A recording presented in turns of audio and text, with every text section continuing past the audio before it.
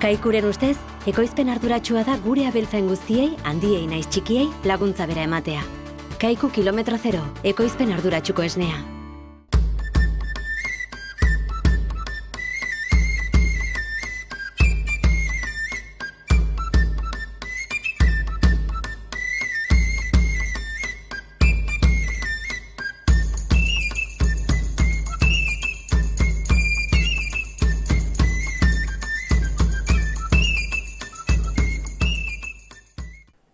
Kaixo eta ongi etorriak beste egun batez Ur eta Lur saio honetara. Gaurkoan lehenbiziko atalean Gipuzkoako Sagardogile Elkarteko koordinatzailea den Olatz Mitxelenarekin egonen gara, ondotik Barasoain aldera joan eta bertan Asier Ormazabalekin egonen gara. Bera badakizue, tomate ekoizlea dugu eta baita ere zituen ekoizlea, eta berak kontatuko digu pixka bat nola daraman uda bukaera hau, eta azkenik saioari amaiera emateko abaitaritzaren atalean Aritz Aparizio nekazal ingenieriarekin egonen gara.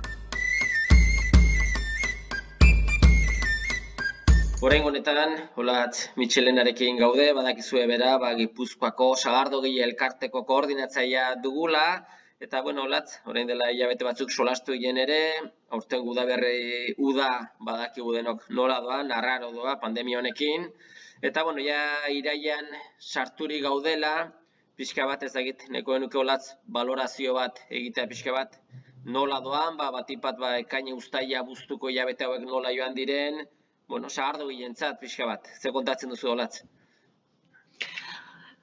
Esan dezun bezala, ez dia hilabete xamurrak izan inorrentzat, egia esan ez jakintasuna hilabeti nagusi izan delako, eta planifikazioak ere egun batetik bestera seitun aldatu dialako uda hontan.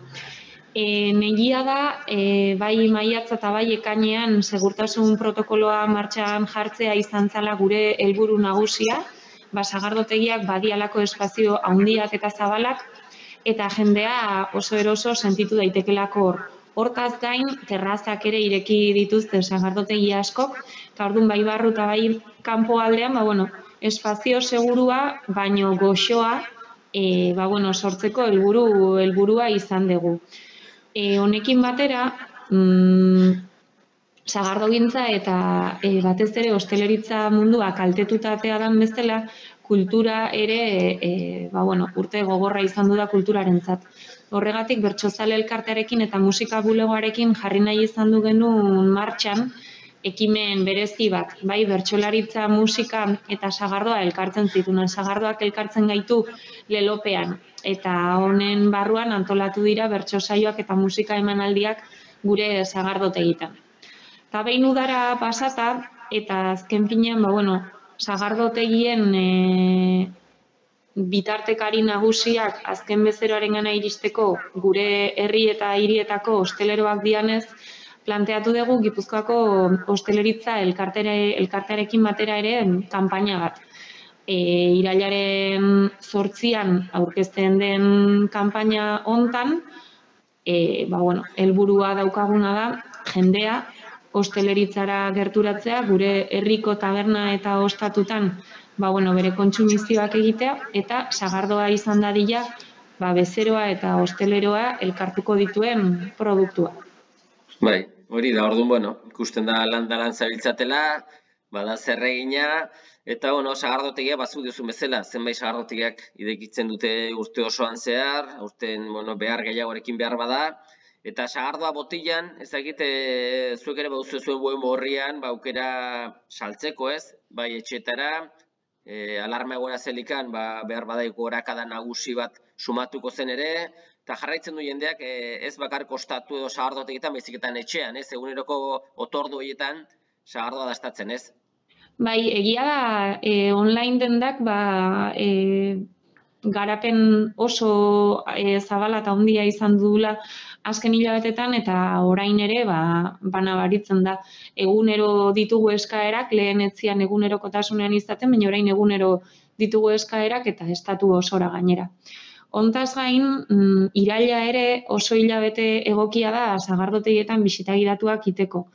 Beste hilabeteetan askotan imaginatu behar izaten da zer ari den gertatzen edo zer gertatzen den elaborazio garaian, baina iraila eta urria sagardotegiak bisitatzeko garai onak dira elaborazio garaia dalako.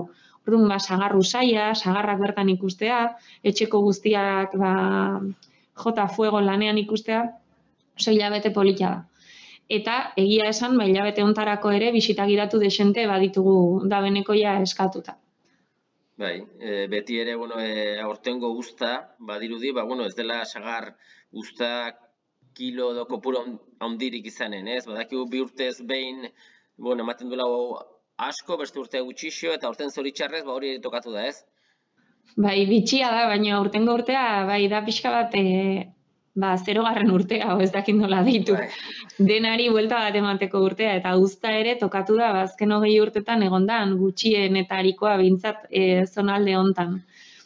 Beste urte batzuk izan ditugu uzta gutxirekin, baina urtengoa oso uzta txikia izango da. Oraindikan estimazioak eta guztiz egiteko baldin badaude ere, ikusi behar da. Bai, ze ateratzen da aurten.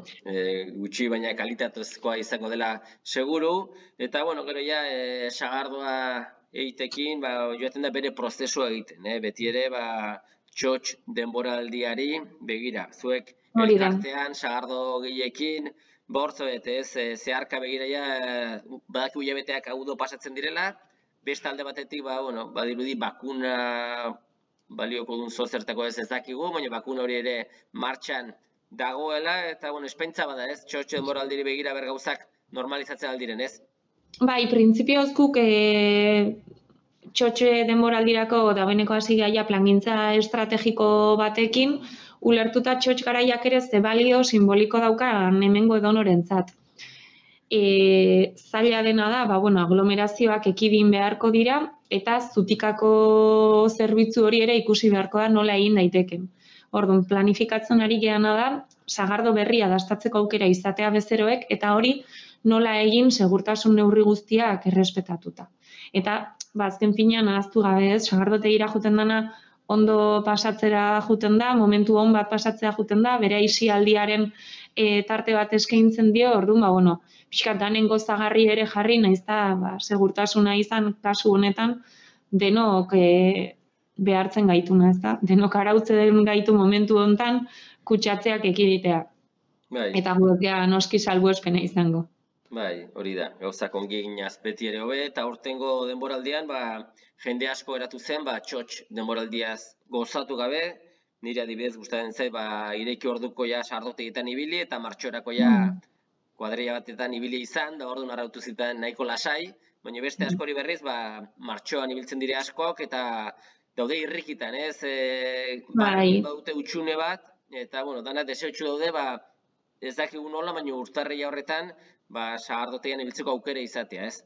Hori da, gu gure aldetik egin dezakegun guztia egingo dugu, inorrez gelditzeko sagardoaz gozatzeko aukerarik gabe.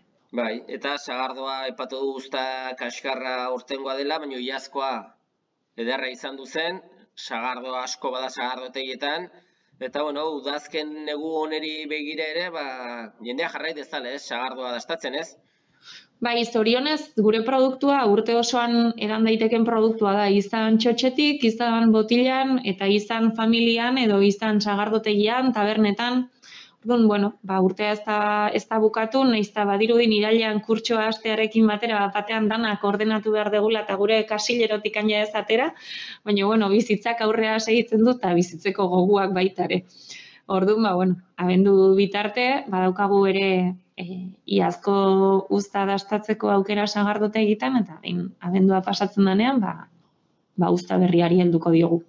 Bai, eta askotan ere sagardo batzuk urte batetik bestera ere ongi oten dire botilan ere, eta badire batzuk, ustatzen zaienak, iazko demoraldiko sagardo ere, aurten egon dikan hona dago, edo badu beste zapore bat, eta jendek ere dastatzen du ez urteakoa bakarrik baizik, eta urte kaskarra delikan aurrek urteko ere. Bai, noski. Azkenean sagardoa, gure bizitzetan oso sartua dagoen produktua da, eta denok dastatu ahal ditugu uzta desberdinak, eta gainera dastatze bat ere, dotorea gelditu daiteke uzta desberdinetako sagardoak dastatuz. Tu digan. Ba, oso ongi olatz, badaki gortzo dela lanpetuta, bulegoan zaude, eta, bueno, baduzu zer egina, beraz, gure partetik, eskerrak eman berriz ere arreta hori izategatik, gurekin elkarrezeta egitegatik, eta ongi segi, eta espero dugu poliki-poliki dena normalizatzea. Hori da, eta hurrengo elkarrizketa sagardotegi batean izatea. Hori izango zen ideala. Mila esker olaz, eta ongi segi. Eskerrik asko zuei, ondo izan, aio.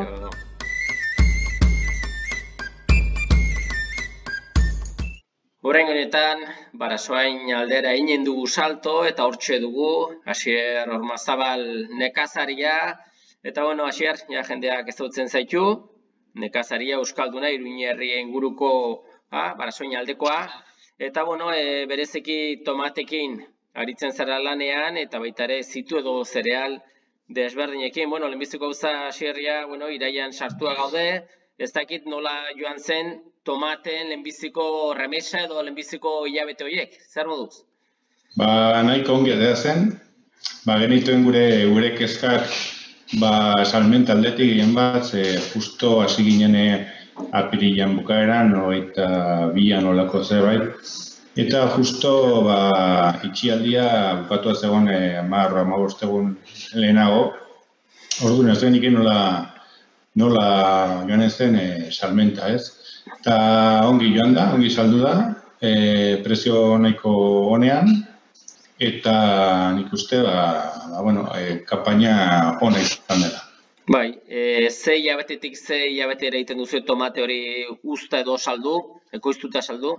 Bai, apirilan bukaeran hasten gara, eta generalean San Ferminan txupinazo egunean edo kentzen dugu. Bai. Hori beti ere negutegian, ez, inbernaderoan? Hori da, bai. Negote batean, baina kalefakzioa badu, Ze, pensa, landare hori otsaian herrialdera landatzen dugu, eta 14 gradutan, egon behar du, minimo. Orduan, han kalefakzioa badu, generalean martxoan bukaerarte edo behar da. Bai, barietatea, ze barietate izaten duzu hor, landatua? Bai, esan izu bezala, jak da, eguki egiten dugun variedadea, eta badugu beste hemengo variedade bat, horrek negutegiaren erena edo okupatzen du, eta besteak bieren. Bai. Eta diferente esatzen ditugu, bat Barasoaingo pegatina batekin, zegilo batekin, eta bestea beste toki batetik. Bai. Gutxoera guztiera kilo asko tomate bildu duzu eta saldu edo badakizu gutxoera bera edo zenbatxo? Bai, uste dut 28.000 kilo batea direla, eta ez da produzialdetik oso urte ona izan, ze beste urtetan 30, 33 hartu ditugu, baina aurten, udaberrian nahiko euritsua eta, ez da eguzkia ondu da, baina ez beharra dina, eta nabaritu da pixkate produkzioan, baina, prezioan konpensatu egin dugu. Hori da, bai, orduan, prezioa zein markatzen du pixua, merkatuak, edo nola izaten daula? Bai, gehien bat eguraldiak, ze egiten den eguraldian arabera, tomate gehiago edo gutxiago dago. Eta baita ere, gezurra baldin du ere, Holanda eta Belgikako tomatea, segun udaberria esan dutenan, merkea dago hangoa eta hemengoa ere jaisten da. Baina, guk oso zirkuito motza eta txikia dugu, Iruñan saltzen dugu, Nafarroan, zate baterako. Eta kanpoko tomateak, baldintzatzen du prezioa, baina ez asko. Bai, eta sumatzen da geroz eta gehiago, bertako produktuak konsumitu nahi dituguna, ez? Konsumitzaileok baloratzen ditugu bertakoak eta konsumitu nahi ditugu. Bai, nik uste, oen dela ia 19 urte hasi ginela, eta orduan ez zen tomatearen boom hori Andaluzian, eta tomatea urte osoan izaten ez dendan. Eta, nik uste hori pasatu dela, orain tomate asko dago, klase asko, gainera, baina jende hasi dela baloratzen gertukoa edo kalitateko produktua, bai izan tomatea gazta, haragia edo dena dela. Bai, eta tomatea zuek ja uztailan ja bilduzen dituzten azkenekoak, baina, bueno, jendeak nahi izaten du tomate gehiago, eta zuek ere baduzu beste tanda bat izaten duzu ez, pixka bat udazken eguari behira. Hori da, guk tomateak kendu uztailan 6an, eta bi egunetan dena garbitu, txukundu eta landare berria jartzen dugu, 2-3 egunetan. Hori, orain uztaila eta guztuan aritu da, bueno, azten eta zaintzen egon du gara, eta pasaden astean ja zeginen tomatea biltzen, eta ja martxan gaude abendura arte. Hau, generalean, kanpaina hau, abenduan bukatzen dugu, eta gero eguraldian arabera, izan daiteke abenduan bata, o 15, o, bueno, hori ateratzen diren kiloen arabera eta gastuen arabera hor erabakitzen da. Eta saltzen den edo ez, hori da. Bai, konparatuz aurreko tomatearekin ze desberdintasun izaten du batipat. Izaten da desberdintasunik, o... Udazkenekoak? Bai. Nik uste ekaineko tomate igual hobe badela, ze eguzki edo argi ordu desiente gehiago ditu. Baina, bueno, nik uste nahiko desientea dela abenduan tomate bat egitea ez da erraza. Hotza egiten du, argi gutxi dago, intensitate gutxikoa, baina, bueno, nik uste, zerbait dezentea egin daitekela eta jendeak erosten du. Hori da, azkenean gehiago baloratzen da oraindik tomate bat abenduan jatea eta are gehiago Nafarroakoa izan da. Bai. Eta, bueno, Asier, ez zara bakarrik tomatekin aritzen lanean, lehen esan bezala zituak edo zerealak ekoizten dituzu ere, ez dakite ze zerealakin ibiltzen zara lanean? Hemen bati bat garagarra eta garia jartzen da, zerealetan. Bai.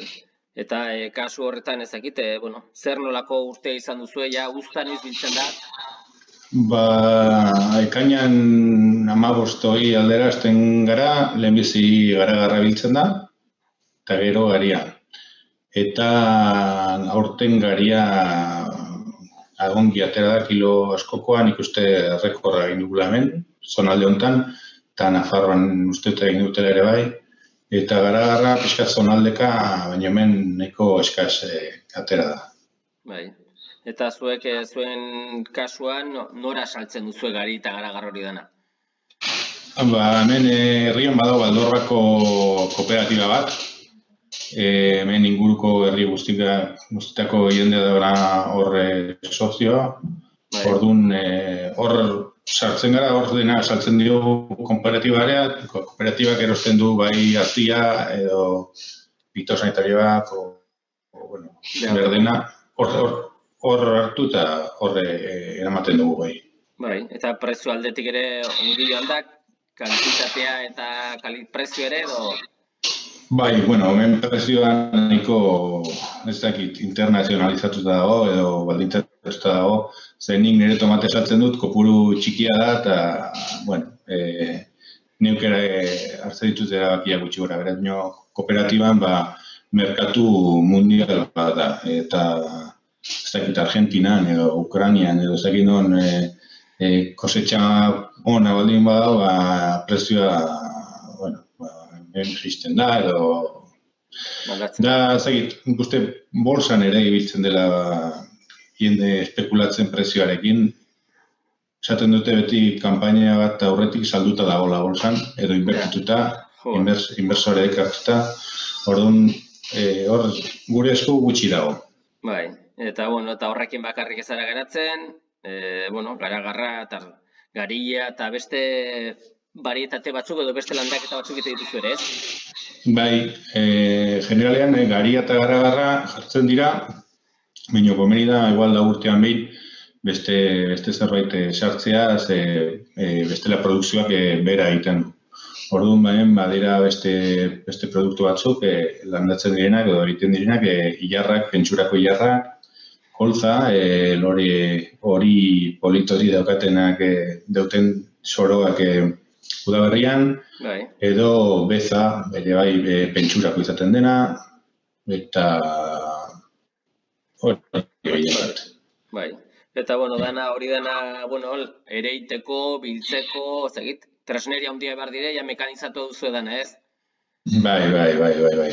Dena traktoriakin egiten da, eta hemen nahiko handiak dira esplotazioak. Nire tomateekin bateratzen dut lana, eta baina bai, bakarrik hortaz bizitzeko lursail handiak behar dira, eta dena mekanizatuta dago. Bai, zuek ere suposatzen dut, Europatikan paketik diru laguntzak edo jasotzen dituzuela ere, eta, bueno, beti adi hon bar da, ez? Aber nola ze aldaketak diren paketik, eta horiek behar direz, nahi eta nahi ez. Bai, orain uste 2 urte prorroga egin dutela, eta 21 onartuko dutela berria, ez dakit. Maten du aldaketa batzuk egonen direla, orain arte bada modu bat dirua derechos históricos esaten zaiona, eta orain ematen du horri buelta emango diotela, eta lur hori lantzen dionari ematen ingo diotela laguntza zuzenean. Ikuste justuagoa dela. Bada jende asko lan egiten ez duena eta pakak horatzen duena, eta hori ikuste ez duela inongo zentzurik eta nahiko diskriminatorioa da lan egiten duena nentzeko ez. Bai, oso ongi aixer, ikusten dugu ongi jarraitzen duzuela lanean, albiste hona jendeak berriz ere udazkeneko tomatea eskuratzen alduela, Soaingoa, abendu arte, eta segi orain arte bezala atope lanean, eta, guraldi ere lagun izan dezazula. Eskerrik asko, Asier. Eskerrik asko zuri. Ongi segi.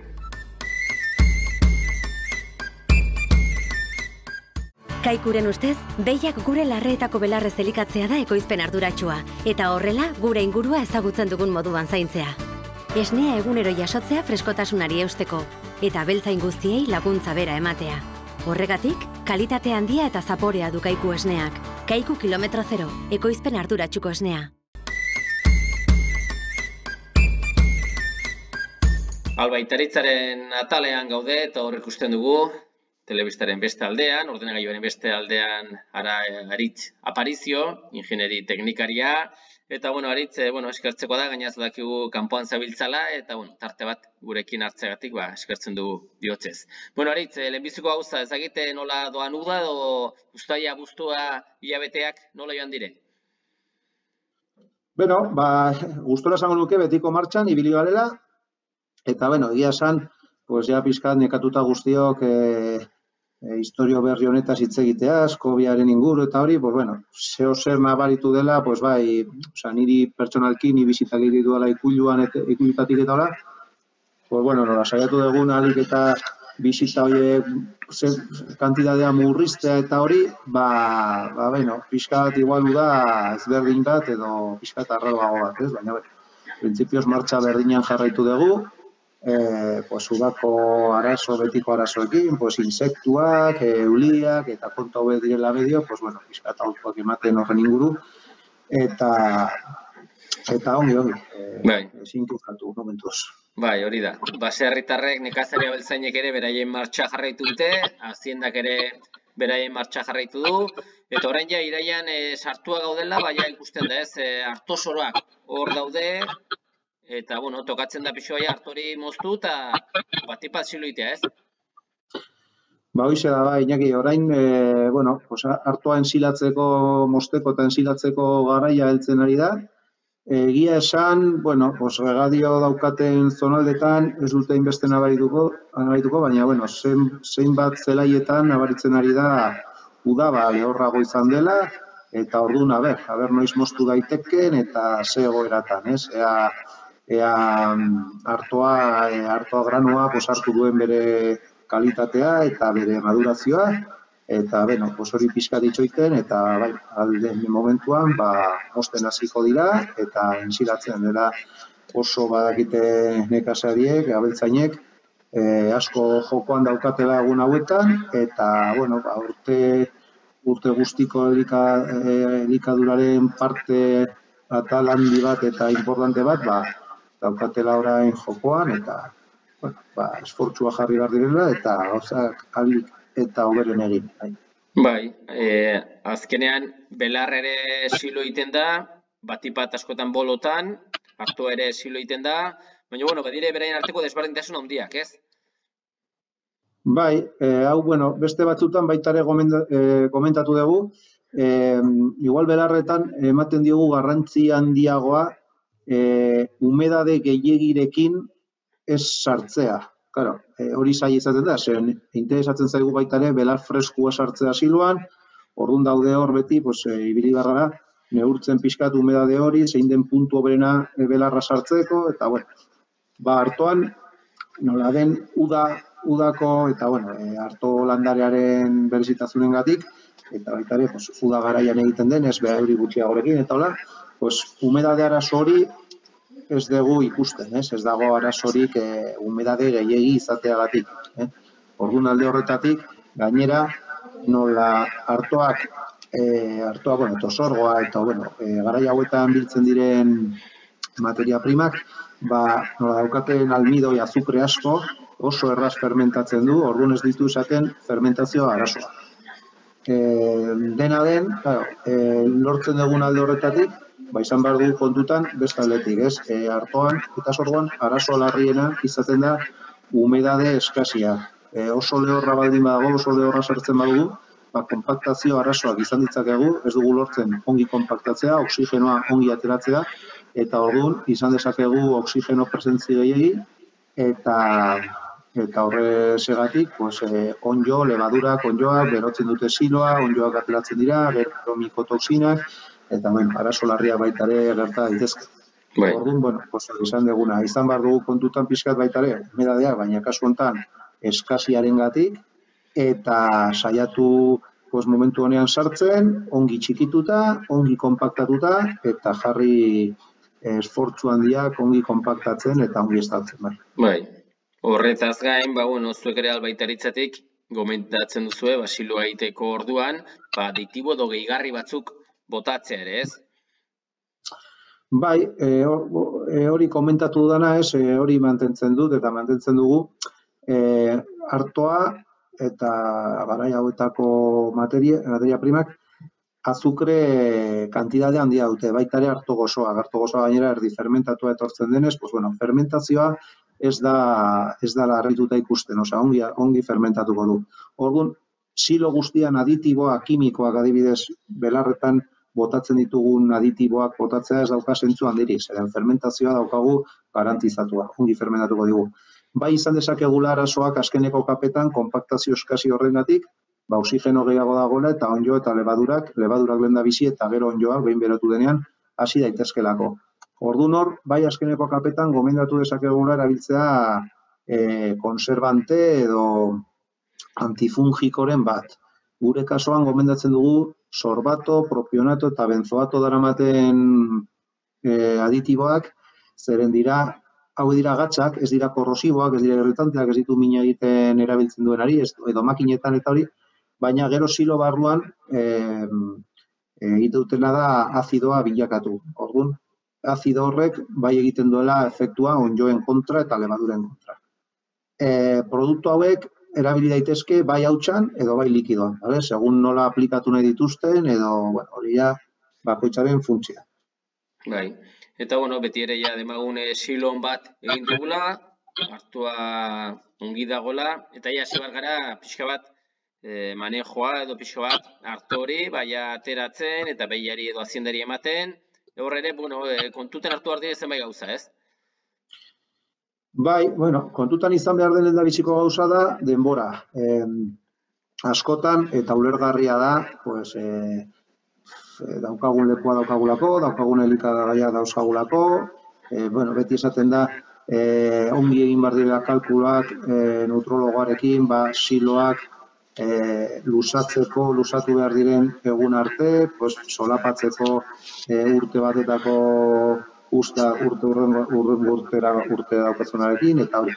Baina, beti, gertatzen dira gauzak, eta igual siloak ireki behar dira garaia baino lehen. Normalean gomendatzen dugu, lau edo 6 aste minimo izate itxita, inkluso 8 aste. Hori da, denbora nahikoa almidoiak digestibilitate maksimoa 80% larogeian ibiltzeko. Garai hori baino lehen irekitzen denean, dauzkagu arazo. Alde batetik, estabilitate aerobikoa ez dugu lortu, zeren pH-a azidotasuna ez da hainbesterako jaitsi, eta orduan onjo eta lebadurak hasi daitezke errez, eta orduan estabilitatea ez da silo estable bat, berehala berotuko zaigu. Estabilitate aerobika neurtzen da zenbat egun irekita egon daiteken siloa berotu baino lehen, berotzen hasi baino lehen. Orduan, gero eta pH-a gehiago jaitsi, gero eta fermentatuagoa egon, irauten du denbora gehiago irekita berotu baino lehen, bale? Orduan, oso goitz irekitzen badugu, badaukagu riesgo hori, ez? Berotzea lehenago. Hori alde batetik, baina beste batetik, baitare, almidoien digestibilitate hau ez dugula hainbesterako lortu. Orduan, daukagu arriskoa, edo bai, behiari edo azindari gaizki sentatzea, diarreak eta arazo hauek egoten dira, ikusten da baitare asko kaketan, harto osoa geratzen dela, ez duela digestitu, ez du ongi digestibilitatean aldetik ez da lortu. Eta gero bestalde ez dela hain produktiboa. Rendimendua ez dela hain ongi lortzen. Existitzen dira produktu batzu baita ere, inokulanteak, bakteriak, sartzen direla siloan eta egiten duguna da, fermentazio prozesu natural hori, areagotu bakteria gehiago bota dizkiogula kanpotik, bakteria gehiago sartu dizkiogulako fermentazio horri laguntzeko, ezta? Eta ona funtzionatu dezakete aspektu honetatik, digestibilitate hori handitzen dela eta fermentazio prozesua igual pixka eta askarrago ematen dela. Insistitzen dut, ez dudan hasieran ez dela hain beharrezkoa belarretan bezala, nongi fermentatzen du hartua, baina bai igual lagundu dezakela pixka. Horrekin ez nahi dut esan, ireki daitekela, ireki behar badin dugu, irekitzen dugu. Baina kontutan izan da, zurazki digestibilitatean aldetik ez dugula lortu 180 hori, almidoiaren 180 digestibilitatean lortzea. Baina, pixka eta aurreratu dezake, segurazki baietz. Eta, azken bukatzen joateko, silo hartzeko orduan, badire ere alturak eta gomendio batzuk ez? Bai, hori betiko gauza egin ahal izaten dugunean, baina ona izaten da frentearen aurrerakadak edo jateko erritmoa, gomendatzen da normalean egunero metro erdia jatea frente osoari, oso zaila izaten da, eta, dimentsionatu behar dira ongi siloa, hori lortzeko, segun zenbate behita euskagun emateko, eta hori baina zaila izaten da. Gomendioa da, alik eta gehiena jatea egunero, silo guztietan. Horrela, egiten duguna da, onjoak hain erresa ziesa alizatea, zen ez daukate inbesteko oksigenoa. Gero beste gomendioan bat da, palakin hartu ordez, alizan ez gero fresa batekin edo frentea, alik eta hoberen mostea izateko baitare oksigenoarekin kontaktu gutxiago. Azkenan, arrisku gehiena hartosiloan da oksigenoa. Oksigenoa egingo du onjoak lebadurak astea, gero onjoak eta gero mikotoksina. Egia esan, arazo larriena dira mikotoksinak ez dira. Hori da ez zaritze garrantzitsuna aipatu dugu, beti ere gomendio garrantzitsua dira, nahiz eta urtero edo urte askotan aipatu, baina gogoratzea ere ongi etortzen da. Eta gure partetik, eskerrak eman berriz ere, Aritza Parizio, nekazan ingenieria, albaita Aritzaren zerbitzuetara lanean, eta nola ez, nekazari eta ganaduzalen zerbitzuera ere. Eskerrik asko Aritz, eta ongi segi eta laizter arte ongi segi. Eskerrik asko zuei, eta egonen gara, bai. Jo. Bai. Besterik gabe, agur esateko ordua iritsi zaigu eta eskerrak emanen zuen arretagatik agurtzen gara datorren saio arte. Ongi segi. Kaikuren ustez, ekoizpen arduratsua da behiak gure larreetako belarrez elikatzea eta horrela gure ingurunea zaintzea. Kaiku kilometro zero, ekoizpen arduratsuko esnea.